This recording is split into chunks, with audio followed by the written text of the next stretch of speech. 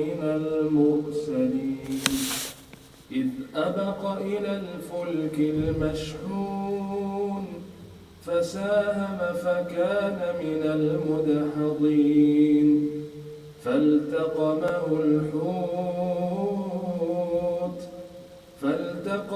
الحوت وهو مليم فلولا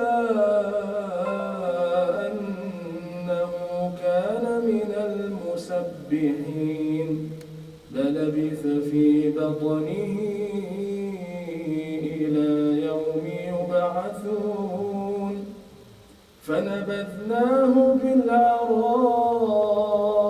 وهو سقيم وأنبتنا عليه شجرة من يقطين وأرسلناه إلى 100,000 أو يزيدون فآمنوا فمتعناهم إلى حين. الله أكبر.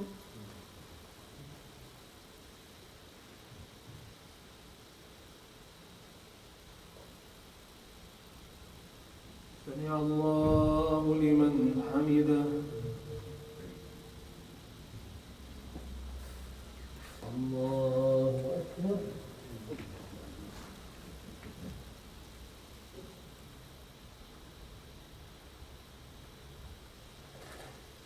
الله أكبر.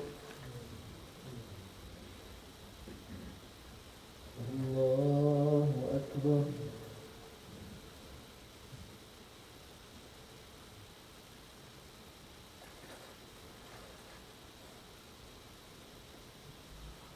الله أكبر. الحمد لله رب العالمين الرحمن الرحيم مالك يوم الدين إياك نعبد وإياك نستعين اهدنا الصراط المستقيم صراط الذين أنعمت عليهم غير المغضوب عليهم ولا الضالين آمين.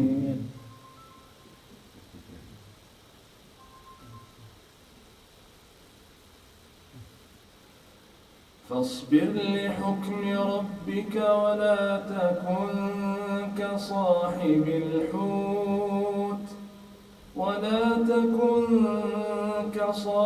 الحوت إذ نادى وهو مكظوم لولا أن تداركه نعمة من ربه لنبذ بالعراء وهو مذموم فاجتباه ربه فجعله من الصالحين وإن يكاد الذين كفروا ليزلقونك بأبصارهم لما سمعوا الذكر ويقولون إنه لمجنون وما هو إلا ذكر للعالمين. الله أكبر.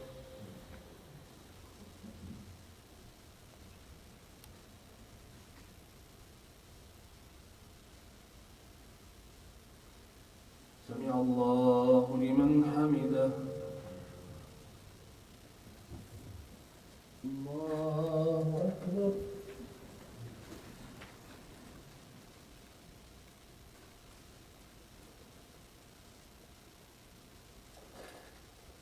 الله أكبر.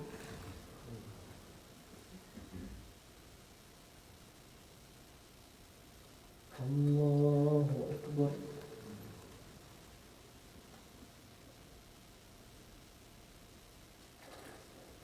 الله أكبر.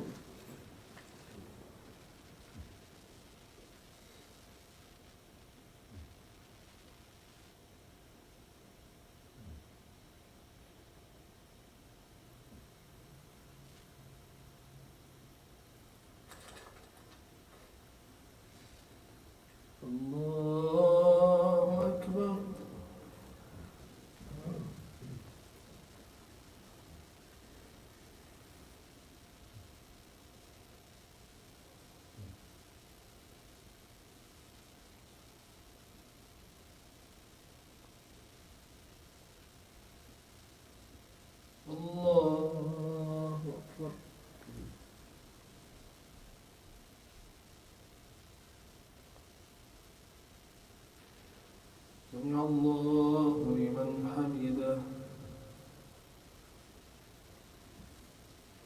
الله أكبر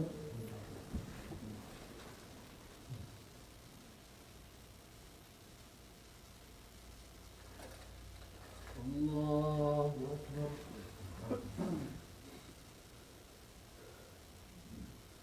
الله أكبر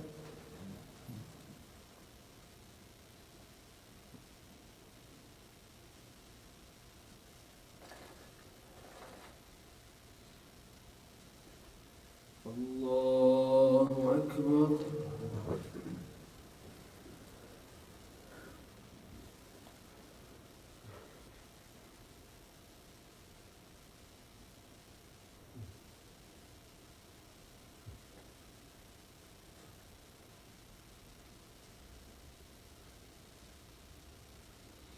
الله أكبر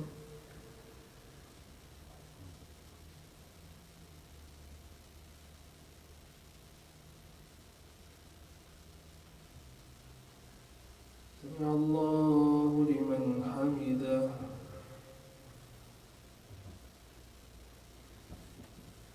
الله أكبر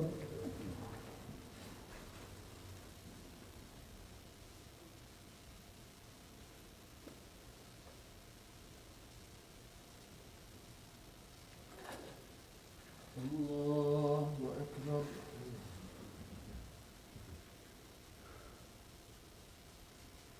الله أكبر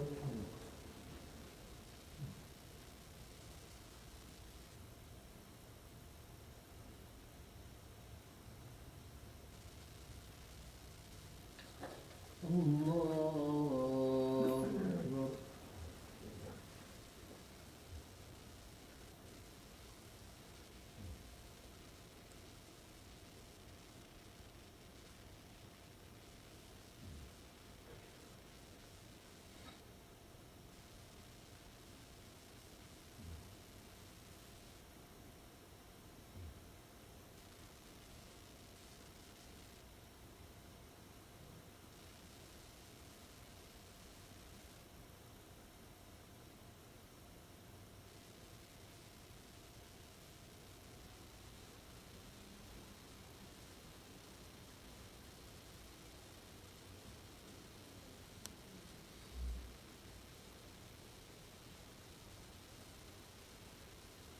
السلام عليكم ورحمة الله السلام عليكم ورحمة الله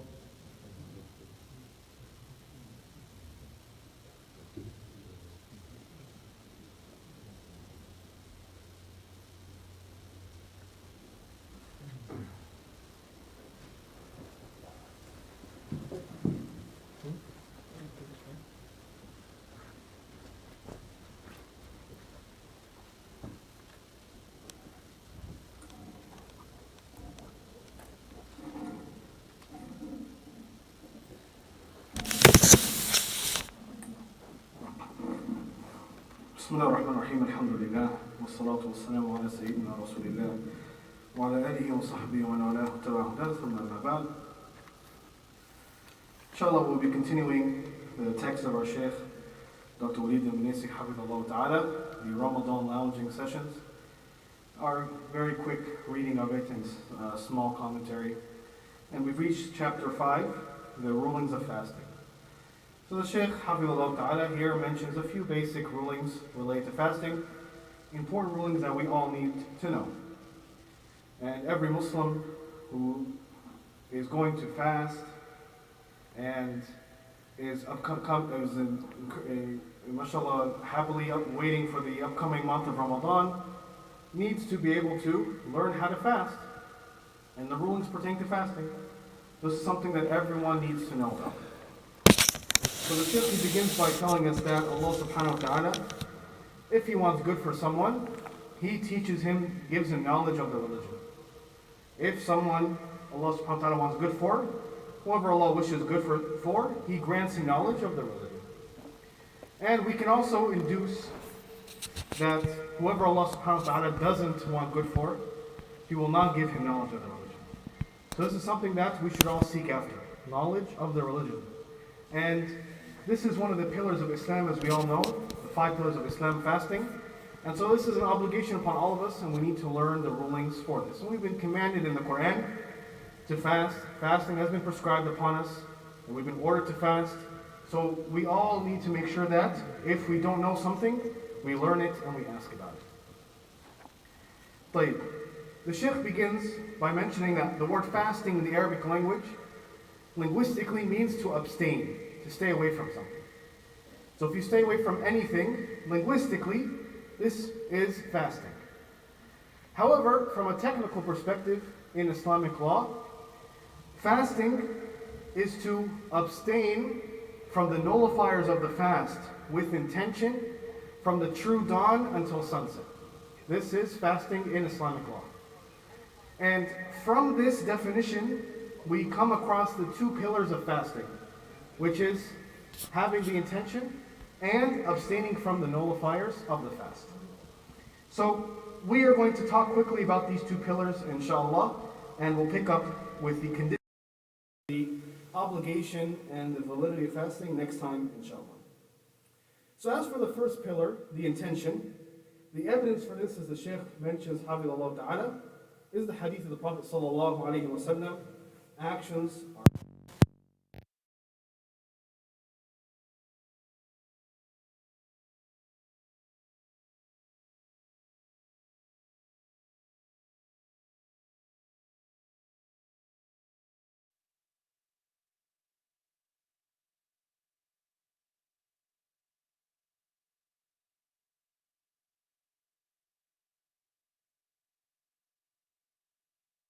lunch, then you come home late, and it's Maghrib time, it's dinner time, you haven't eaten anything all day. You get the reward for fasting here? No, this doesn't count as fasting, because the intention is not there. You need to have the intention. And when you have intention, there are certain rules related to how and when you make the intention. So firstly, the Shaykh Hafidhullah Ta'ala mentions that it is obligatory to make intention to fast during the night before dawn, even if it's just a moment beforehand. So how do you make this intention, and when is the intention made? The Shaykh begins by talking about some of these rulings, and he tells us that the intention has to be made sometime throughout the night before the next day. So between Maghrib and Fajr, sometimes throughout that period, you need to make intention that you're fasting the next day. And of course, there's a difference of opinion amongst ulama related to, do you have to reinitiate this intention for every single day in Ramadan? Do you have to have a new intention every night in Ramadan for the next day? Or is one intention at the beginning of the month sufficient for the entire month? You should always try to be on the safe side, inshallah, and renew your intention every night. And so you want to make it from any time between Maghrib and Fajr. And even though some ulama, the Hanafis, they have their own rulings related to making intention after Fajr, again, let's try to make it on the safe side and make sure you get that intention in before Fajr, sometime throughout the night, every night. Due to the statement of the Prophet sallallahu alaihi wasallam, whoever does not make intention to fast before dawn, then there is no fast for him. So let us inshallah follow, as the Shaykh mentions, the opinion of the majority and try to make their intention every night between Maghrib and Isha. And even if it just crosses your heart that you are going to fast the next day, then that's sufficient. And the Shaykh will talk about whether should you pronounce the intention or not. It's going to come inshallah. Then he says, as for the second pillar of fasting, it is abstaining from the nullifiers of the fast. So there are certain things that if you do them, this will break your fast. It will nullify your fast. So what are they, dear brothers and sisters? The Shaykh mentioned 6 of them, and we can add one more to make it 7. So the first is intercourse. If you have intercourse, and the Shaykh of course mentions all the evidences and so on. I don't have time to go through all that. We want to just quickly run through them. Number 1, intercourse.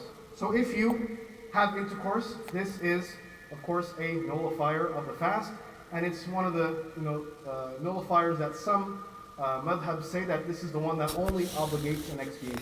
So this is kind of like the worst thing you can do is to have intercourse. So if you're going to get married for the first time, I would recommend not getting married in Ramadan.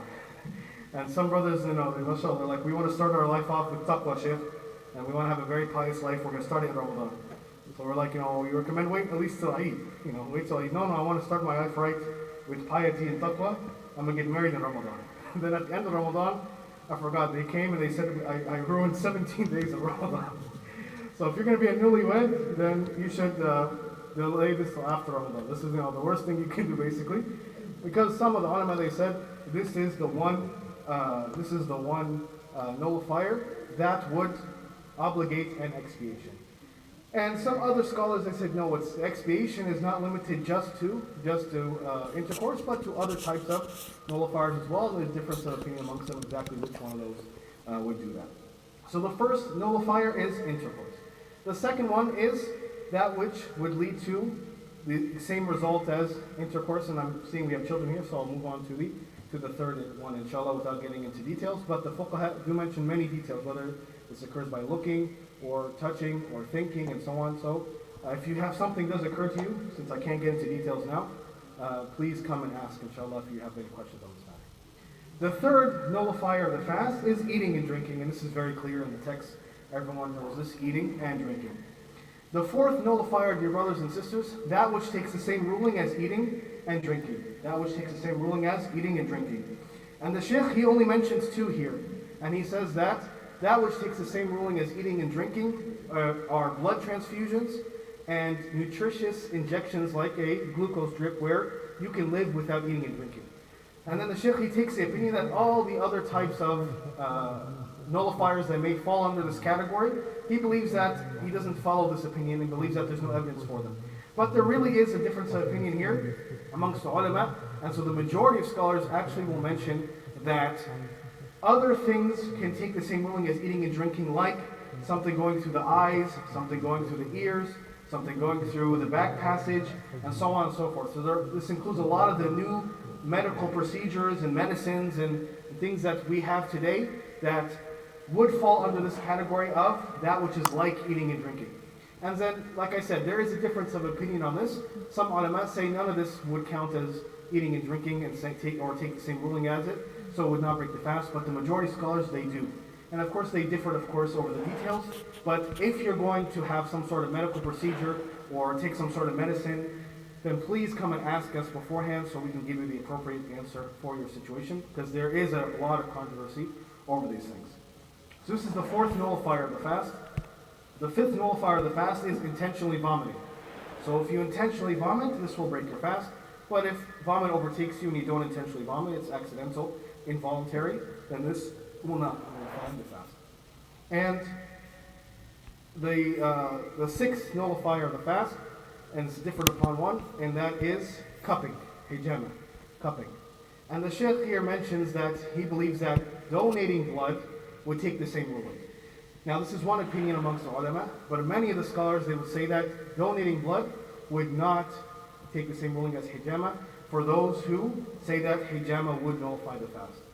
Because those who say that hijama nullifies the fast, they say this is ta'abudi. They say that we don't know the reason why, so we cannot do analogy and say that other types of bloodletting would also nullify the fast. So, but this is a also controversial issue. The majority would say that hijama does not nullify the fast, but there is a controversy. So if you can avoid all these things during the day, that's good. If you can avoid all these things during the day, that's good. Now, what about some common medical procedures that might be relevant now? Specifically, the COVID-19 vaccine. And we'll mention this now, and then inshallah, maybe in the upcoming khutbah or in the next class, we'll talk about some other modern nullifiers. The COVID vaccine would not nullify the fast, inshallah. So it's okay to take it while you're fasting, so don't worry. And finally, the seventh nullifier of the fast, and this is related to the sisters, menstruation and postnatal bleeding. This, of course, would nullify the fast. So that's a summary of the nullifiers of the fast, inshallah, and we'll stop here.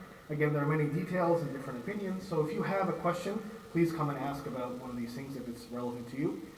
If you use inhalers, whatever it is the case, if you have something that you don't know, please ask now before Ramadan starts. So a lot of times people come and they do all these things, then they come and ask. We're announcing it now. If you have a question or something is relevant to you, you don't know if it'll break your fast or not, please come ask us ahead of time before Ramadan starts.